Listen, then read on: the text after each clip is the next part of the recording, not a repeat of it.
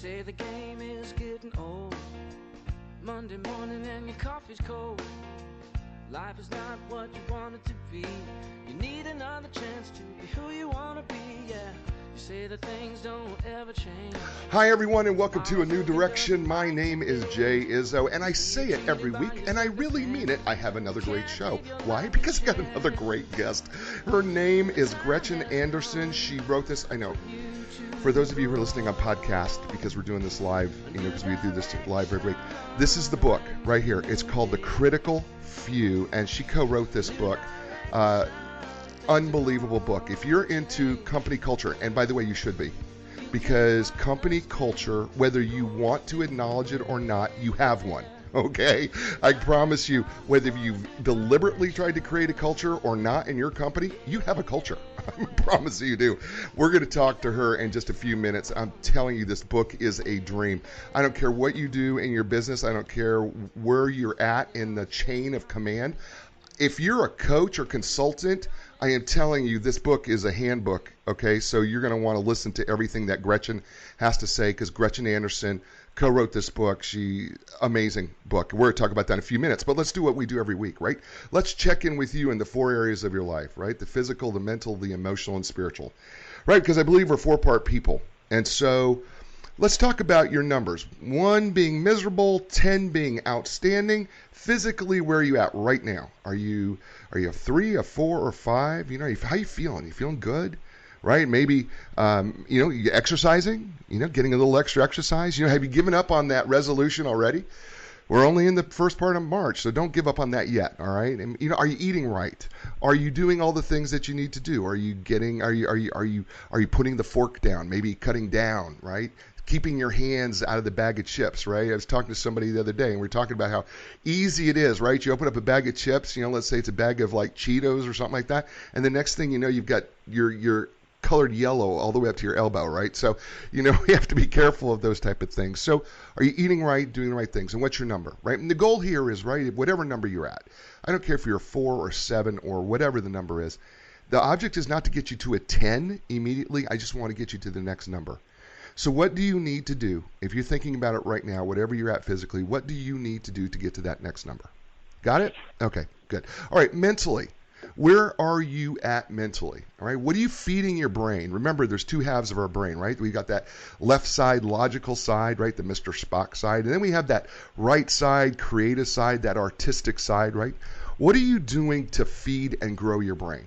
Are you reading books? I am so fortunate to be doing a show like this. I read about 40 some odd books a year. I get to read them cover to cover, and it grows my brain. What are you feeding that brain, right?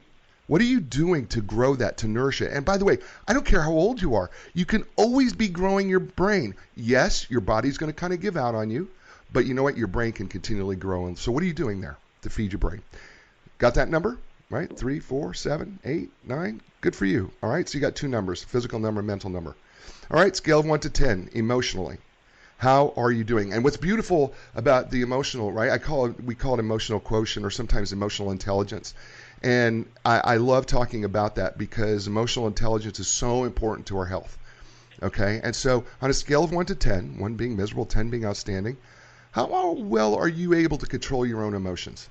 Do little things get to you? Are you able to sit back and take it all in? Do you react immediately, or can you kind of keep yourself together, right? A lot of this is about intention, right? So much of this is about intention. Somebody asked me the other day, something broke, and they said, well, how do you stay so calm? It's because I choose to, right? Emotionally, you have choices. You do not have to respond and react in a way just because certain circumstances happen to you. You do not have to react in that way. You have choices. And then the other part of the emotional intelligence quotient thing is how well are you able to relate to other people's emotions? And can you respond appropriately to those, right? So on a scale of 1 to 10, how are you doing emotionally? All right, so we got 3 numbers. And then finally, the 4th number is your spiritual number, right? And you go, well, Jay, I'm not really a spiritual person. Well, I know that you say that, but we really are all kind of spiritual people, believe it or not. We believe in something. The fact of the matter is you get up every morning and you believe that you're going to have a job. You don't know for sure that you will. You kind of really do it by faith. I know you kind of don't think it's faith, but the truth of the matter is you could wake up in the morning and you don't have a job. So you just believe that it's going to be there. So we all kind of operate out of a faith-based way of living. Okay, on some level. And some of us, we get our energy from all sorts of different things, whether it's nature, and for some folks it is God. And if that is the case, how's that going for you? Okay? But where are you at spiritually? What is it about you giving you a sense of peace, right? A sense of joy. I didn't say happiness, joy. And how are you doing with all of that on a scale of 1 to 10? You got that number? Good. So you have 4 numbers, right? So now I'm going to ask you at those 4 numbers, right? And you need to think of those as the 4 legs of a table. If that's uneven, it's really hard to eat off of a table, right? But at the same time, if all those numbers are really low, it's really, really difficult to eat off of a really low table when you're sitting in a normal chair. So the whole goal is to be well balanced and also to make sure that your table's at the right height. So what do you need to do today? What is the first thing that you could do? What is the behavior that you could do right now to change what you're doing? And speaking of change, and I am so grateful and feel such a pleasure to have Gretchen Anderson with us today. Gretchen Anderson co-wrote this book, The Critical Few. And I want to tell you, she is okay. Just let me lay some stuff on you. Gretchen Anderson is the director of the Katzenbach Center, PwC Center for Excellence and Innovation in Corporate Culture, Leadership, and Learning. She has more than 15 years of global cross-industry experience advising organizations and their leaders on the complex relationship between individual motivation and organizational performance. Gretchen began her career at the Katzenbach Partners, a boutique strategy firm founded by Wisdom of Teams author John Katzenbach, where she served client organizations on topics at the intersection of strategy and organization. Through the incubation of the Katzenbach Center at PwC, Gretchen has cultivated a wide global network of practitioners and clients with a shared passion for exploring new organizational culture and that can really catalyze real change. She's absolutely fabulous. I read something about her that she also likes to cultivate plants and does her own tweets. So I know that as well. She is brought to us today by our fine corporate sponsors, Inline Business Brokers and Advisors, and they partner with business owners when it's time to sell their business. So when it's time to sell your business, or perhaps you know somebody is, contact the professionals at Inline Business Brokers and Advisors. You can learn more at inline.com. That's ENLIGN.com. And so everybody, would you please welcome Gretchen Anderson to the show. Gretchen, welcome to A New Direction. Hi, Jay. Thank you so much for having me. You are so welcome. I am very excited because I am a culture freak. I love business culture as a consultant and a coach. And I love business culture because I think it influences so much more than we're really willing to acknowledge. And I think we ignore culture so much. Is that your experience too, that a lot of businesses ignore it? I do, or I think even more than ignore, I do think that businesses increasingly, leaders and people within organizations, I do think increasingly like to talk about culture, but I think a really practical understanding of what can be done and why it should matter and what actions they could take is still very, very gray to people.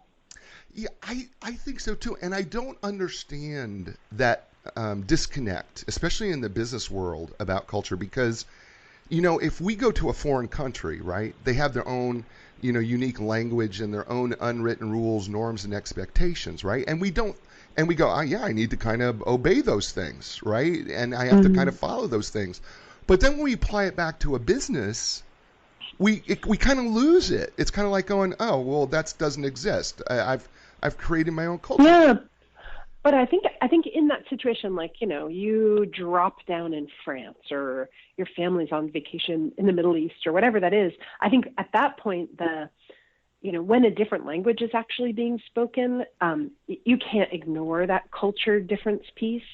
But I think it gets much harder when you walk into an organization and you're trying to figure out what is the culture, or you're trying to work with a new client or figure out what is their culture, or you've gotten a new job and you're trying to say, what is the culture here? often the culture is exactly those things that aren't written down. You know, it's the unspoken, the tacit set of assumptions we make. If I walk into a meeting, are people going to put their phones down? Are people going to make eye contact? If I took out a sandwich and started eating it, would everybody raise their eyebrows? You know, there's a whole set of like agreements a group of people come to in order to be able to work together with something like harmony and productivity. It just takes time to figure that out. Yeah, and you know, I think, you know, correct me here, but I think sometimes what happens is we will, if you're an entrepreneur, let's say you create a business or you're CEO of a corporate culture or corporate business, we just assume, I think, just so frequently that I have laid down the law so everybody knows the culture, and so this is the culture, and right, isn't it? It's a mistake to believe that you know what your culture is, because your culture may not be what you think it is. Yes, absolutely. And that's such a great example. I'm working right now with an entrepreneur. I live in the city of Baltimore, and I'm working sort of for fun, just kind of advising an entrepreneur who works in a green construction company, and just reached out because he loved the book. And I've been talking to him. A team of mine said, well, let's get together and try to talk about what are your traits, and we'll talk to everybody in your company and sort of see what's innate to you guys. And he's like, I really want to know about my culture. You know, I want to see what it is. And then we brought him into a room, and one of those traits was leader-led.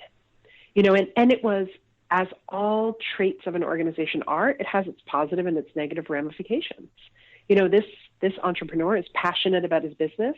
He has created a culture that is leader-led, and he didn't want to see it, you know? And in a genial, lovely way, he argued against it, and everybody else in the room was like, you know, we kind of, you know, you're the leader. And it was a really beautiful moment. And I was like, this is why doing this stuff is useful, right? Like, we just helped stage manage a conversation that really needed to happen. Right. And isn't that really maybe the missing link is that we're not having conversations about culture? Yeah, or we're not having conversations about culture in the right way, Jay. I mean, I think everybody likes to talk about it, you know, or I think everybody likes to complain about it and to blame culture when you can't get something to happen that you want to happen. And then it becomes a kind of like, well, it's just the culture, and it becomes a kind of excuse to throw our hands in the air and say, you know, here's the way it is. Right. And I think it's that we're not talking about, I was drawing while you were talking earlier about physical, mental, emotional, and spiritual energy, and referencing 4 legs of a stool, because we love to talk about the 3 legs of a stool being strategy, operations, and culture. And we talk about this over and over in the book. You know, just this notion that there is no organization that doesn't have these 3 things in some form of interdependence. The strategy needs to be where you're going. The operations are, how are you set up to get there? And the culture is, how will people be motivated to fall in line with that strategy or shift it? How will people be motivated to work in the way that we designed the operating model to function? And those 3 things are absolutely interdependent and need to be understood as in concert with each other. And that is really, really key to the way that we talk about culture, and what we try to get leaders to understand when we work with them, or try to get anyone to understand when they're saying, my culture is a problem. And we're like, it's not anymore. It's a fact and a thing that understanding and being specific and granular about is going to help you deal with better. You know, I want to be able to talk about this in a really, I guess, in a fun way, but also in a professional way. I know that it's sure because I can do that. Yeah, because I'm in the middle of that Venn diagram, Jay. Yeah. So here is the thing about culture that I guess kind of attracted me, especially from the book standpoint, is You talk about culture really as we talk about, as a psychological professional, as I talk about any organism, meaning that so often we focus on change when trying to change something when we really haven't identified what it is first. What the problems are, or what if they existed. And I know that what you have a tendency to do, and what this book first does, is it says, okay, well, let's take a look at your culture here for a second. Let's start with the traits of your culture, right? Identifying what your traits are. Why start there? Why not just jump right into behavior? Yeah, because it's such a good question, Jay. Thank you for being such an attentive reader. It's because, first of all, one of the main things that we say, first of all, you'll love this. John Katzenbach, who I've worked with now for 15 years, has been writing and thinking in this field for nearly 50 years. He hates the term culture change. If there was a term he could strike out of every, he redlines it out of every document in front of him, because he's like, there is no way to change a culture. The most you can hope for is to evolve it. Cultures reinforce themselves. They move at their own pace. So, get culture change out of your mind. What you're hoping to do is evolve it. And then if you accept that, like if evolution, then the question would be, why? Like, what's your what for? What is the culture has grown up in the way that it has to support what it does today. For the most part. Now, when you can feel a real kind of organizational drag, or when you can feel, there's some things, there is no perfect metric of culture, but let's say retention is completely out of sync with peer organizations, I'm going to want to look at that. There's some things that would suggest there's something going on here in the culture that makes it feel incoherent for people, that makes work harder to get done than it should be to get done. But the question really needs to be, and we spend time on the traits because we say, whatever you're going to do with your culture, when you know that North Star of the priority you're trying to get to, here at PwC where I live, it's all about, we are a people business that is looking to figure out ways to deliver and behave more digitally. And it's kind of countercultural, right? Like it's a, I have grown up as a professional consultant. I get my energy from working with people face to face. So you're asking me to go against my grain, right? So the way to get me to do that is to understand what are my core, way to get me individually, Gretchen Anderson, to do that is to say, well, what are my core traits? Given who I am and what I value, I'm highly relationship focused. I'm highly competitive. I'm a person who likes networks. So given those core traits, how can you present something to me like the tool Salesforce? And how can I finally get excited about it because I can see it as a way to better network with my peers, right? Like how can you attach that digital way of behaving to a trait that I know that I have? Because that's easier than just saying, here's what you need to do. So that's very much, very, very, very much why we start with the traits. And then we also think a lot about, if you're not clear on where you're starting from, if you're not clear what the sort of, and you'll like this term, Jay, like what are the sources of like emotional energy within the organization? What do people irrationally value more than you think they're going to, unless you ask them? If you can tap those reservoirs of what people value, take pride in, particularly kind of in their reptilian, part of their brains, like the things that make people feel safe and cared for at that company. If you can tap that kind of energy in those things, you're just going to have, that is a natural source of resilience and initiative that you have that is much, much harder to impose from the outside. We're talking with Gretchen Anderson. She's co-author of this book entitled The Critical Few, Energize Your Company's Culture by Choosing What Really Matters, on here on A New Direction. And she is brought to us today by Inline Business Brokers and Advisors. Are you a business owner?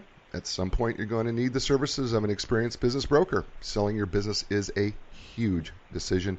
Make sure you build your deal team starting with the experts at Inline Business Brokers and Advisors. Learn more online at Inline. That's Enline lign.com, and you can get more information. And as always, we are grateful to our sponsors at Inline Business and Brokers for bringing us Gretchen and a new direction. So, Gretchen, one of the things I noted in the book when we talk about traits, right, which by the way, I loved this idea of, how we ask those questions, right? I loved one of the things that you said is, what would you tell people about why you work at your company? Ultimately, right, is one of the questions, right? We try to get at traits. And I loved that whole idea of how we go about trying to access those traits. But one of the things that I particularly loved about when we talk about traits is that they're neither good or bad. They're neither, right? It's a neutral. Traits are a neutral. Spend more time about talking about that neutrality of traits. Yeah, and it's very core to how we talk about culture. Every trait has, let's go back to that example I gave about the Baltimore company, about how that organization was leader-led, right? And because it was leader-led, there was a kind of coherence to what people felt like they should be doing. At the end of the day, they would ask him, right? There was a sort of clarity. He was a really inspiring guy. There was a sort of spiritual center to that company, right. But leader-led, of course, has negative ramifications as well. Or let's not even say negative, Jay. Let's say there are ways that gets in the way of the business, right? Sure.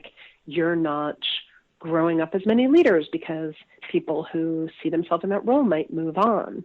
You're not encouraging the kind of decision-making that gets pushed down that sometimes can lead to innovation.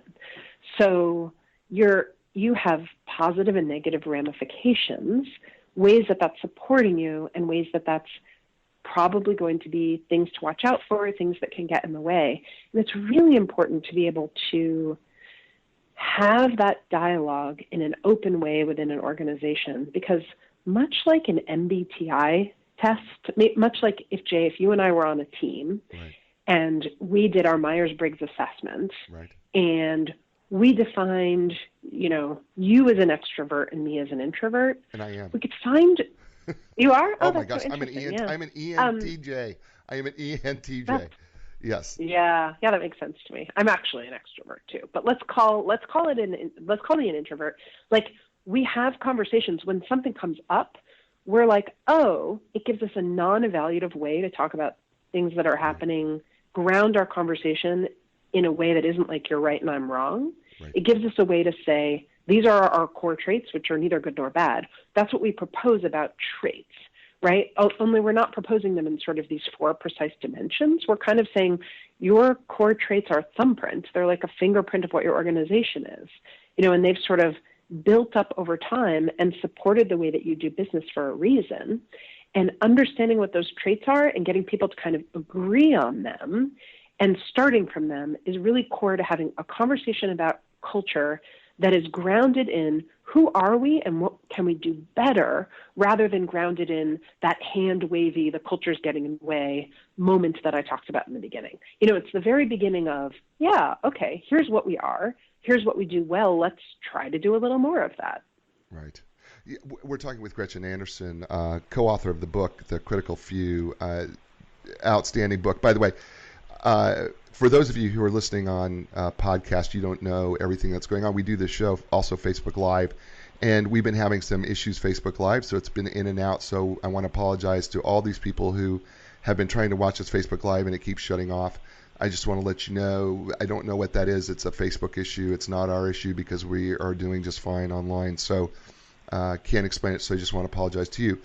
But the book is entitled The Critical Few, and we're talking about this order. I guess I want to call it an order of procedure of how you work and operate. And what I loved about this book as a consultant and a coach to businesses myself, to me, you gave me a handbook. So, I love this because this is just a handbook for me of how to approach clients. And because for me, my first jump would be to jump right into behavioral change, right? What are the behaviors? Mm-hmm. What do we want to change, right? That's my natural, as a psychological professional, that is my bent immediately, mm-hmm. is to look at, okay, what are the reinforcers that we can use to encourage a change in behavior, and what do we have available to us? But we're started with traits. We've identified those traits. Then, part of your whole idea of a critical few is that you could potentially come up with, hundreds. I mean, if you're a big enough company, but you have to be able to get these down to a critical few traits, right? Yes. Yes. And let me make the metaphor. And I'm so glad we started with your physical, mental, emotional, spiritual exercise, because I see how you think, and I know that what I'm about to say will resonate for you. Like, it is exactly like all of us living as adults in physical bodies in the 21st century have at some point had the experience of like trying to get healthier, right? Like, that's almost a universal. Right. And there are 1 million things. I could read all of the data. I could go for a comprehensive study of how Gretchen Anderson, living in this 47-year-old body in in this year, what are all the millions of things that I could do? Should I be sleeping more? Should I be doing this? Should I be doing that? And we also all know that you cannot change everything. Right. And what you need to pick, I've started to travel with my yoga mat. I need to pick some self-reinforcing couple of behaviors that I know I can repeat. I know they're easy to measure. Right. They're easy to be visibly say to myself. It's not like a mindset shift. It's actually a way of behaving that I can say to myself, I did or I didn't do this. Right? So that's kind of we understand that truism from like the world of living in a body and being healthy. We are arguing that about organizations. Right. We are saying, comprehensively trying to change everything is, you could come up with 1 million great ideas for ways that everybody in your organization could behave. But if you don't focus on a couple organization-wide, it's almost ineffective, right? Because you need to be able to keep things consistent. You need to have conversations around them. You need to be able to talk about why they're hard. Right. You need to be able to anchor them in what people think, feel, and believe. So that's the argument for the critical few. And it's much like we are arguing for culture as an ecosystem, and we're saying it's also possible to narrow in. So that notion of critical few, that's why that's the title. Right. It really is about focusing inside and figuring out what's most important. Yeah, I agreed with the whole premise, because one of the things that I agreed with you on when it came to the critical few in regard to narrowing down is, first of all, it would be terribly difficult. You can't do everything. But then, how do we focus on what traits that we really want to take a look at more closely and attach now, we're going to start to attach behaviors to that became a very interesting concept, because it's like, well, picking and choosing those traits, right? And then and then all of a sudden now we're going to design behaviors, right, around these traits. Yeah. Mm-hmm. The critical nature of it is what can be, I think, daunting for some people or some companies. Yeah. Yeah. And again, so I think what you're asking me implicitly, Jay, is then how do you know you've got the right ones, right? Like, how do you know what those are? Yeah. And that's where, let me get to the kind of third way we talk about the critical few, is the critical few people. We call them authentic, informal leaders in the book, but a lot of organizations use different language for this, right? Like, what matters is there are people within every organization, no matter how large or small, who have some combination of you use the term EQ, the Daniel Goleman term, some combination of EQ, general respect of others, and kind of knowledge of the way stuff gets done. Right. And those people exist in the organization and are a source of energy, ideas, and motivation. And they usually, in the best programs that we work on, in the best engagements, underneath the most innovative leaders, we see those people being tapped to make sure the traits are right, to come up with those behaviors and really workshop them and talk about what they would look like, and also to come up with the real ideas, which is the kind of pedal to the metal moment of, if we're all doing more of these behaviors, what will this look like in our daily business? And, how could we attach these to things that we know that we're going to measure? How can we make them real and specific? So it's the real enabler of making sure you get them right is making sure that you ask the right people and finding those right people and breaking open what we like to call like natural leadership team myopia is the real trick. Yeah, I loved this AIL, right? The ALs, I don't know if you call them ALs. I did because that's how I read it. But you run with that, Jay. Okay, we're gonna run with that. The authentic, informal leaders. I loved that because I saw them as I was interpreting it, listening. I was thinking they're also these influencers that are not put necessarily in leadership roles. They don't have the formal title, but they influence the company because of who they are, what they do, their knowledge. They don't necessarily, I think you said this, I think in the book, was they don't necessarily have this aspiration to be in leadership, but they clearly do lead from their position. And they have the ins and outs and have the ear, the mouthpieces and the ears of the people around them. They really know what's going on in the business, right? If the formal leadership will listen to them, they actually are critical. Actually, pun intended. They actually are critical to knowing what's going on in your culture and your business. True? Yeah. Yeah, absolutely. Yeah, 100%. I'm so charmed how deeply you read this book, Jay. Well, I loved You're it. a good reader. Yeah. Well, I loved it because you don't need me. No, I do because I mean, I tell people that we do the show. The reason I do the show is I read the book so you don't have to, and so there's a lot of people because I want to give people. No, but Jay, everybody has to read the book. It does. Well, this is the thing. Kidding. Yeah, this is the thing. You need they do need to read this book, and you need to get it on. It's available on Amazon. You can also find it in your local bookstore, and if they don't or the library. I'm just kidding. Well, no, we want them to go local bookstore because we support local. And anyway, no, it's really is. It's available Barnes and Noble. I think it's even in Chapters, if I check correctly. Those folks in Canada who listen to the show, I believe it's also available in Chapters bookstores as well. And I know Chapters well because you guys in Canada bought my books, and I appreciate that so much. But yeah, this book, The Critical Few, is a must read.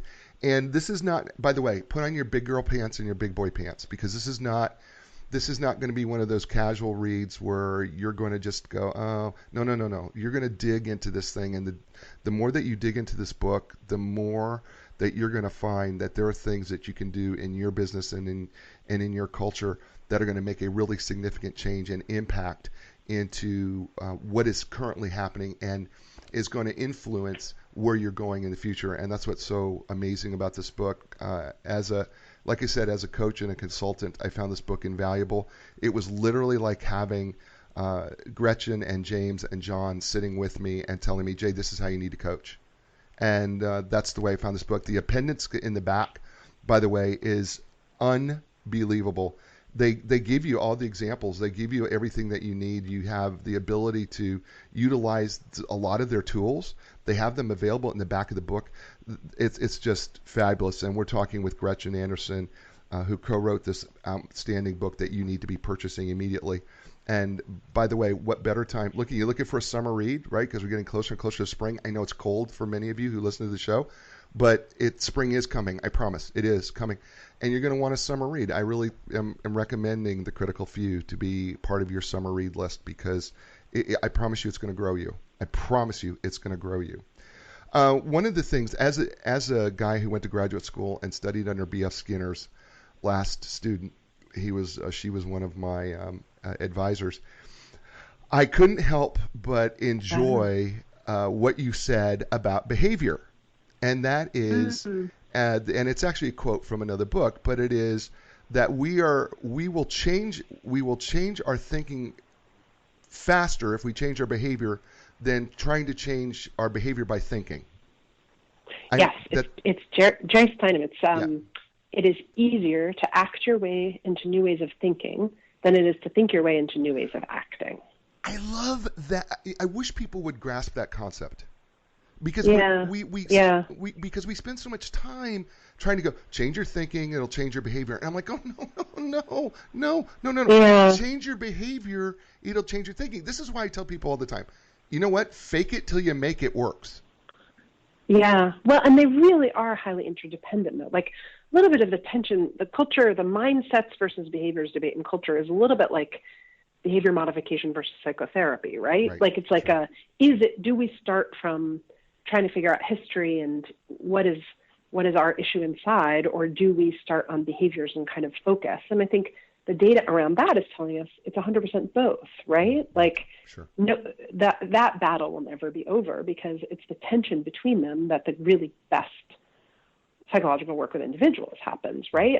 We are definitely arguing that same thing in this book about culture. And I think we really come down strong on that behaviors piece, because it's exactly like the left and right side of the brain actually being incredibly interdependent. Absolutely. Right. And incapable of functioning one without the other. Like by really, really stressing the behaviors piece, we're just trying to make people's approaches more ambidextrous, because at the end of the day, culture really is all these other sort of mental and emotional things. But it's just, I can say to you, Jay, start or stop behaving in a particular way, right. but I can't tell you what to think or what to feel. No. So you're just trying to ground things in the realm of what we can talk about and what's actionable.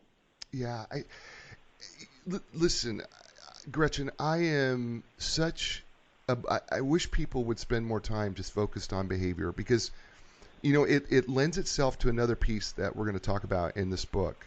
And that is the measurement piece, because when I was a graduate student at Washington State University, and here I was in the human behavior lab, the one thing you can always do in empirical research is you can measure behavior. I really cannot accurately measure your thoughts or your emotions accurately. Yes, I can survey them, but once I operationally define what the behavior is that I'm looking for, I can now measure that. I can measure how many times you do that or how many times you don't do that behavior.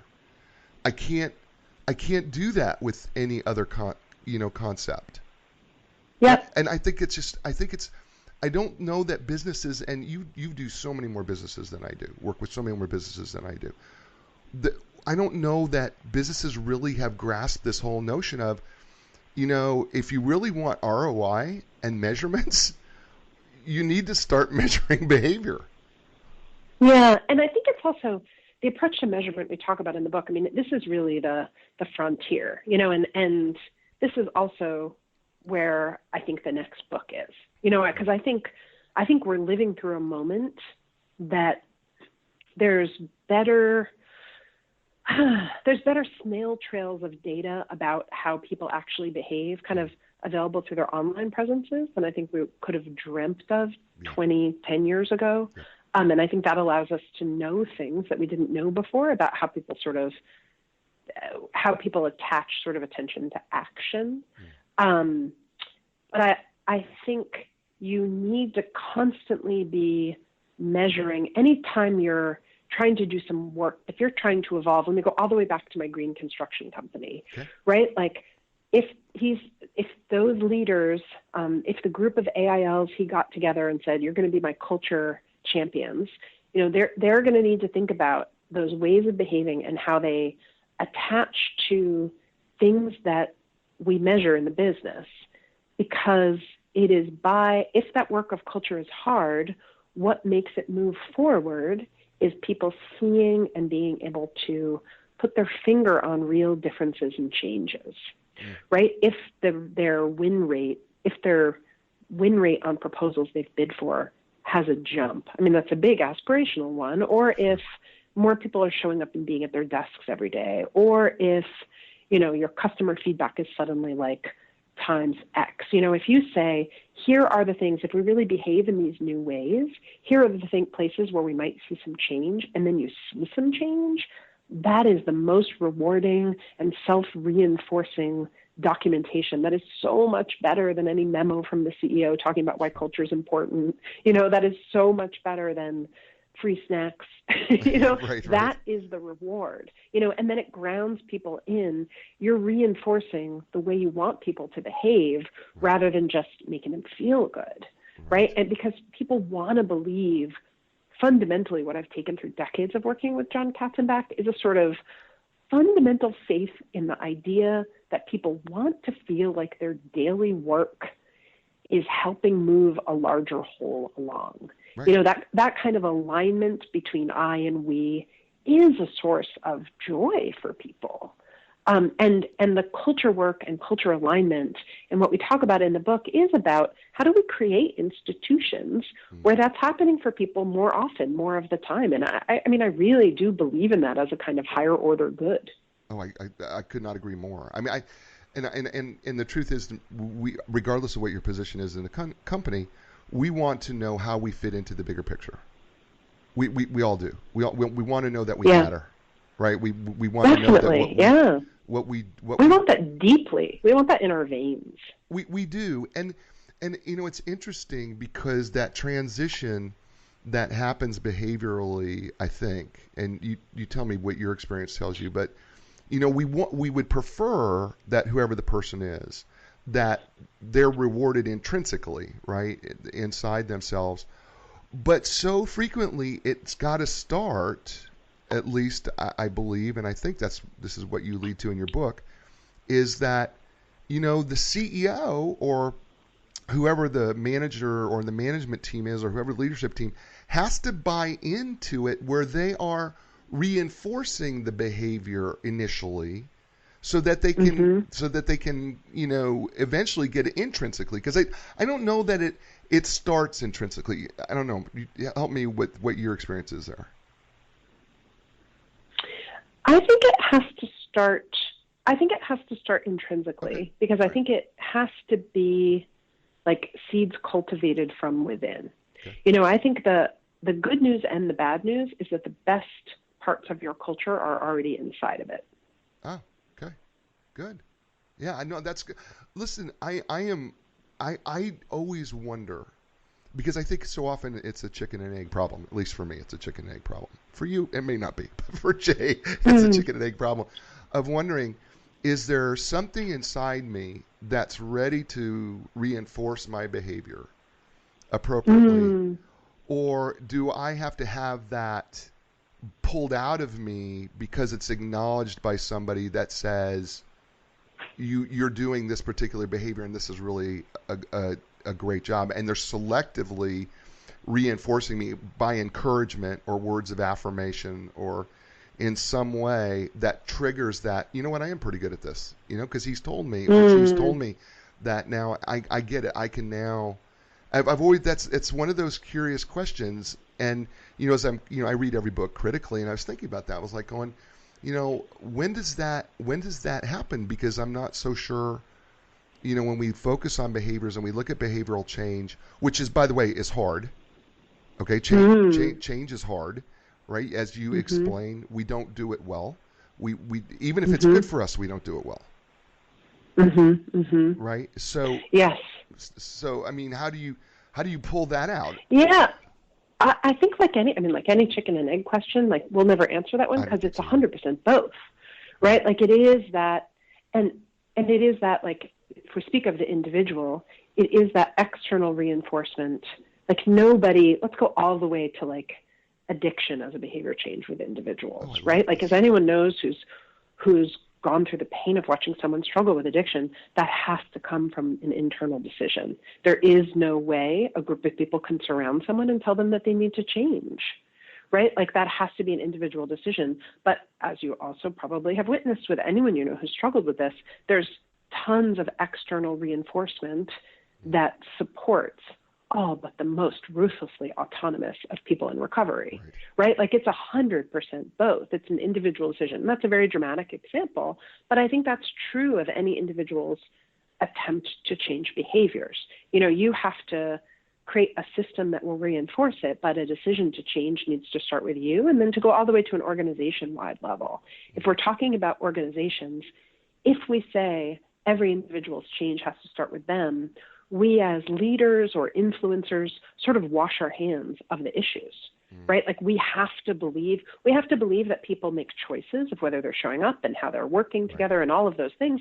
And we have to accept that some people will leave, Jay, right? Like we have to be pragmatic and realistic, but we have to say, if we want our culture to evolve, to better align, to support this strategic objective, we have to say, let's reward, reinforce, surround, acknowledge the behaviors that matter, because that is the way we're going to get this ecosystem to start to develop more form and shape and purpose. Love it. We're talking with Gretchen Anderson, co-author of this great book. It's called The Critical Few, Energize Your Company's Culture by Choosing What Really Matters. Available at bookstores everywhere. You need to purchase this. Matter of fact, why don't you purchase two? Give one away. That's kind of my thing. I always say, why don't you purchase? I like that, Jay. Why don't you purchase more than one? It's a behavior, right? You know what? Behave well. You know, measurable. Why don't you? Here's what you need to do.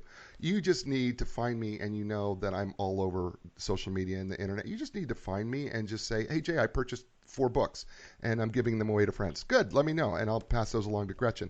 She'd be happy to know that, and that would be a great behavioral thing for you to do.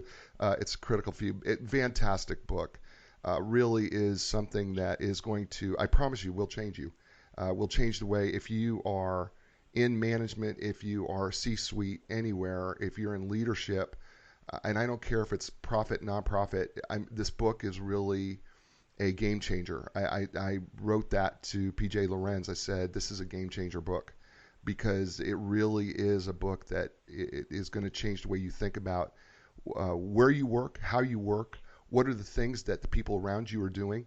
And we're so privileged to have Gretchen with us, Gretchen Anderson, of course, who co-wrote it. And she is brought to us today by who else but Inline Business Brokers and Advisors. You know, Inline Business Brokers and Advisors have literally helped thousands of clients in the sale and purchase of businesses. When it's time to sell your business, contact the professionals at Inline Business Brokers and Advisors, and you can learn more online at enline.com. That's ENLIGN.com.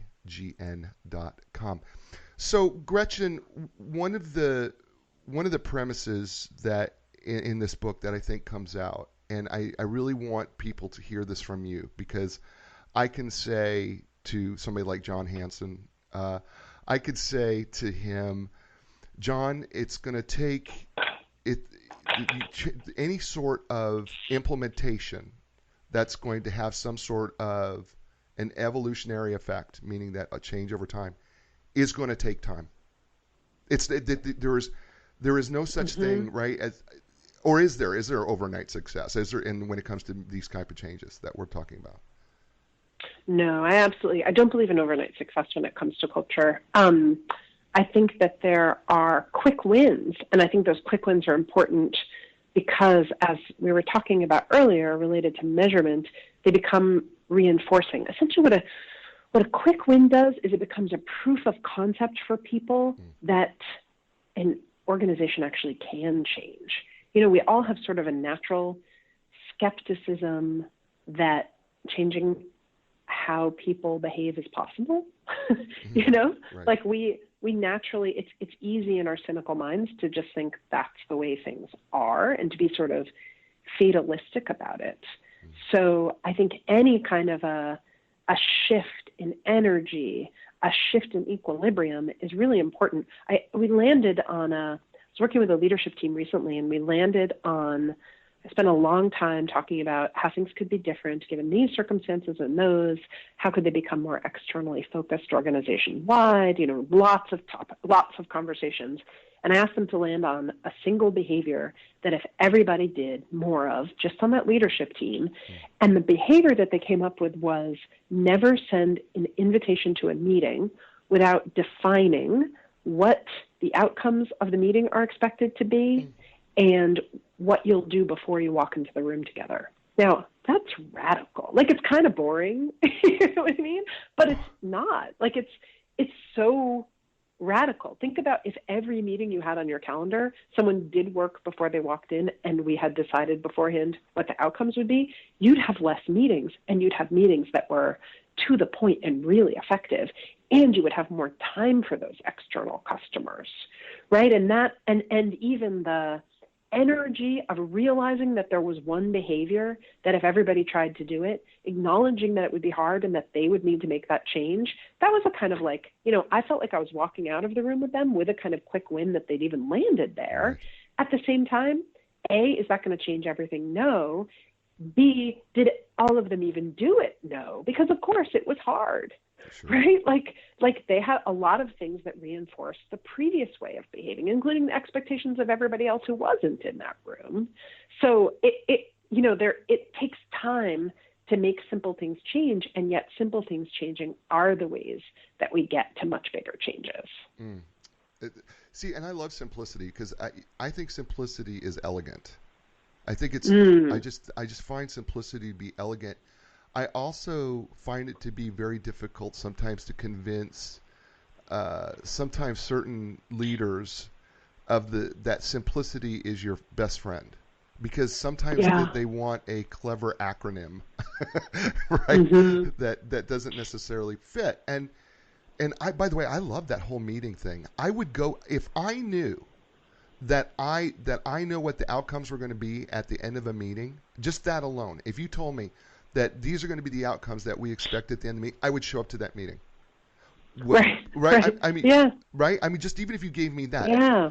Because. And you'd also feel a sense of energy. Like when I look at a day of meetings on my calendar, I feel very, tired thinking about them. But if I knew that each one would be this like energizing moment where decisions got made, I'd be like, yeah, that's my day. Well, and isn't it? Why don't we?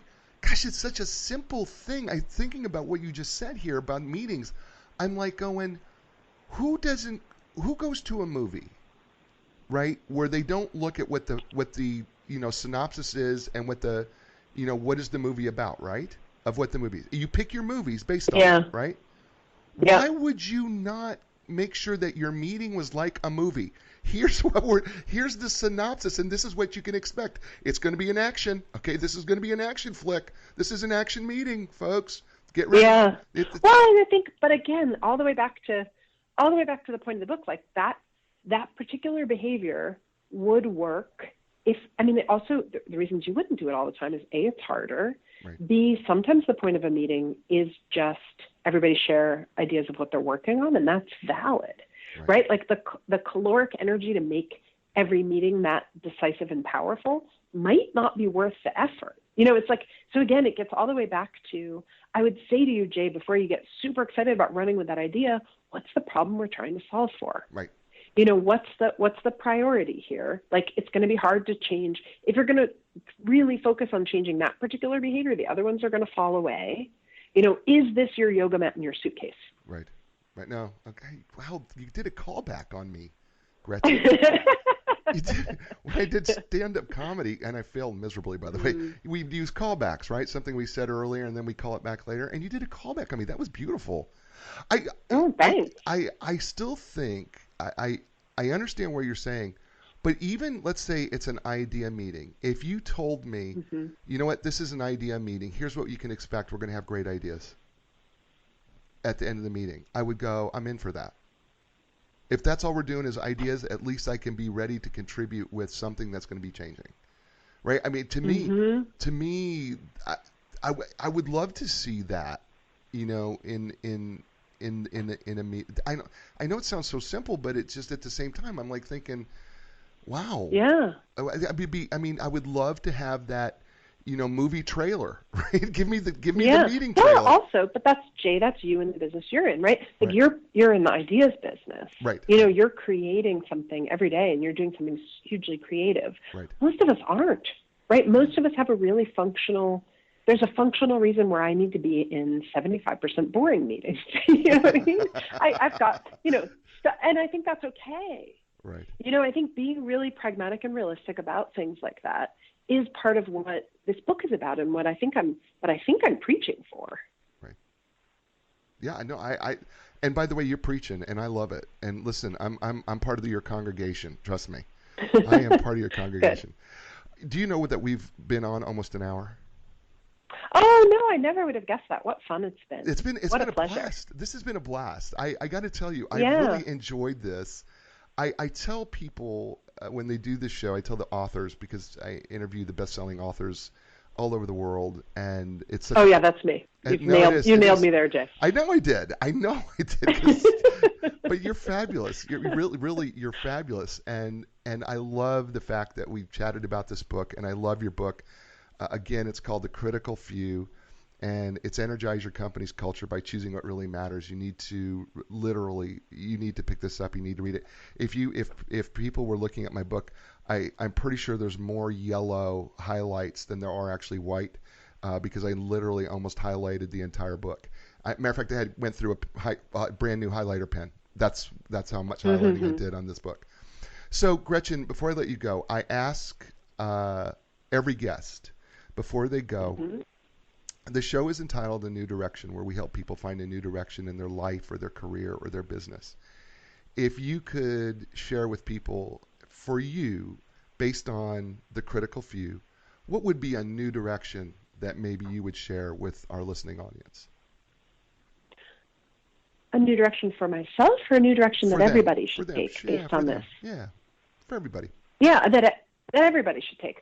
I would say pay attention to what it is about the culture of, think about the people that work around you every day, even if you're a freelancer, or an entrepreneur working in a tiny company. The culture is the set of norms and principles in the way that work gets done around you. And I think as much about how it's strong and supporting you as you think about how it's broken and how it needs to change. Not because I'm asking you to be a starry-eyed optimist, because I'm saying to you in a practical way, that's just a much more useful way to think about it. And you'll get a lot more out of yourself and about other people if you're looking for that, if you're looking for the sources of energy. That's beautiful. Stay with me, Gretchen, will you please? Ladies and gentlemen, Gretchen Anderson. I know, right? You want to stand up and cheer for her, don't you? Because you should, because she's outstanding. The book is great. Pick it up, Amazon, Barnes & Noble, your local bookstore. Make sure you pick it up. Again, it's called The Critical Few. It's a beautiful cover, crimson and kind of orange. It almost has this Virginia Tech look to it. I am not saying that has anything to do, but it does. It almost has a Virginia Tech look to it if you're into that type of thing. But seriously, check out the book. You're going to love it. And I don't care where you're at in business. This book is fantastic. I'll be posting my Amazon review later today, and it'll be up if you want to get a review of my review of this book, which is outstanding. I could already tell you what it's going to say, right? It's like having literally a coach with you by just reading this book, and actually you got 3 coaches with you when you're reading this book, because that's the way I exactly felt when I read the book. So pick it up. It's called, again, The Critical Few. You're going to enjoy it. Folks, like I say every week, listen, you know what? Be inspired. Because when you're inspired, you can inspire others. And when you inspire others, they in turn inspire those around them. And if we're all doing that, we just make the world just such a greater place. And I am so grateful for all of you who listen to the show, who are downloading the show, who are streaming the show. I thank you, UK, Sweden, and 10 other countries in this world that are listening and watching to this show. I thank you so much. And so with that said, folks, I will see you next week with another great author, I promise. I'll talk to you later. Ciao, everybody. The time has come for a new direction. Yeah, yeah. New direction. Yeah, yeah. When you lost your confidence and the answers don't make sense, you got to keep your hope alive. You got to know you can survive. This is your time to find a new direction, a brand new day, a new direction. Things are gonna change. You can find the strength to go a different way. Yeah, the time has come. Your dreams will take you places you have never been before. Find your passion, find your strength.